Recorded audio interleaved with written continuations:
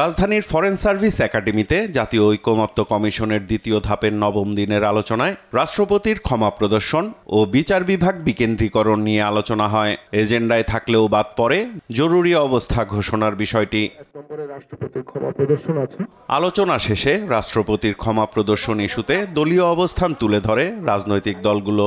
যেটা রাষ্ট্রের সাথে রিলেটেড বা কমন অপরাধ আছে সেগুলো সুপারিশ করতে পারবে, কিন্তু ব্যক্তিগতভাবে কোনো অপরাধের এগেনস্টে যদি কোনো শাস্তি হয়, যেমন কারো পিতাকে কেউ হত্যা করল, এই হত্যাকাণ্ডের বিচার হয়েছে তার ফাঁসি, এই ফাঁসিটা ইচ্ছা করলে কমিটি এবং রাষ্ট্রপতি এককভাবে ক্ষমা করতে পারবে না।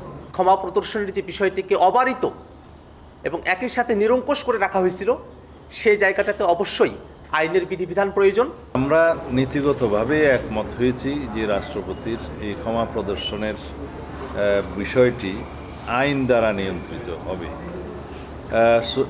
কনস্টিটিউশনের আর্টিকেল 100-এর যে বিধানটা বর্তমানে আছে তার সাথে একটা বাক্য সংযোজন করার বিষয়ে সবাই একমত হয়েছে যে তবে রাষ্ট্রপতির এই ক্ষমতা সংসদে প্রণীত আইনের দ্বারা পরিচালিত হইবে। বিচার বিভাগের বিকেন্দ্রীকরণ নিয়েও মতামত তুলে ধরেন দলগুলোর নেতারা। সবাই দীর্ঘ আলোচনার পরে আমরা এখন একমত হয়েছি যে সংবিধানে আমাদের ইউনিক একই ধরনের সুপ্রিম কোর্ট থাকবে এক কেন্দ্রিক ঢাকায়, আর বিভাগীয় শহরগুলোতেও হাইকোর্ট বেঞ্চের সম্প্রসারণ করা হবে। স্টেটের যে ইউনিটারি ক্যারেক্টার আছে সেটাকে ভায়োলেট করে যায়, এই যুক্তির বিপক্ষে গিয়ে বা এই যুক্তিকে পাশ কাটিয়েই যেন স্থায়ী বেঞ্চগুলো স্থাপন করা হয় তার ব্যাপারে আমরা একমত হয়েছি। ঢাকার বাইরে প্রয়োজনীয় স্থানে শুধু বিভাগীয় হেডকোয়ার্টার হবে এমন কথা নাই, যেখানে সুপ্রিম কোর্ট উপযুক্ত মনে করবে সেই জায়গায় স্থাপন করতে হবে। এই বিষয়টা বাধ্যতামূলক করার জন্য আমার পরামর্শ ছিল এবং পরবর্তীতে একটা বিকল্প পরামর্শ দিয়েছি, সেটা হচ্ছে যদি পার্মানেন্ট বেঞ্চ করতে হয় হাইকোর্ট ডিভিশনের সংবিধানে পরিবর্তন এনে, সেই ক্ষেত্রে আমাদেরকে সুপ্রিম কোর্টের একটা আলোচনা সাপেক্ষে করা উচিত, বিকজ আমরা চাই বিচার জনগণের দোরগোড়ায় পৌঁছুক।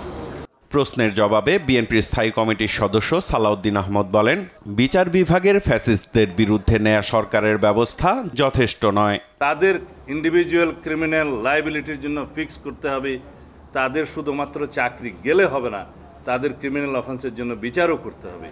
যদি আমরা সেটা নিশ্চিত করতে পারি তাহলে পরে অ্যাকচুয়াল ইন্ডিপেন্ডেন্স অফ জুডিশিয়ারি কার্যকর হবে। আদারওয়াইজ এই ফ্যাসিস্টদেরকে বহাল রেখে আপার এবং লোয়ার জুডিশিয়ারিতে যতই আমরা ইন্ডিপেন্ডেন্স অফ জুডিশিয়ারি করি না কেন, সেটার বেনিফিশিয়ারি এরাই হবে। 3 দিনের বিরতি দিয়ে সোমবার আবারও আলোচনায় বসবে জাতীয় ঐকমত্য কমিশন। সাইফুল রিপন, দেশ টিভি, ঢাকা।